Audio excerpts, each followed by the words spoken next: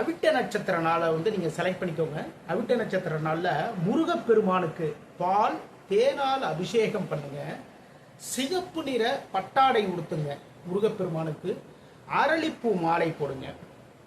2 நெய் விளக்குகள் ஏற்றி தினை மாவு வச்சு நீங்கள் என்ன பண்ணணும்னா முருகப்பெருமானுக்கு நெய்வேத்தியமாக தினை மாவு, அந்த தினை மாவு வந்து சிறு சிறு உருண்டைகளாக பிடிச்சி வரக்கூடிய பக்தர்களுக்கு எல்லாருக்குமே வந்து விநியோகம் பண்ணுங்க அந்த நெய்வேத்தியத்தை.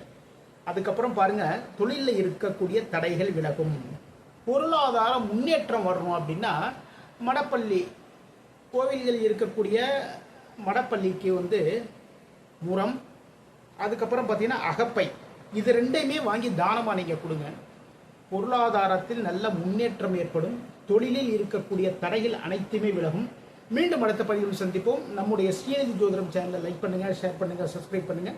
நான் உங்கள் ஜோதிடர் திருச்சேரை KP ராஜா வெங்கடேஷ். வாழ்க வளமுடன், வாழ்க நலமுடன்.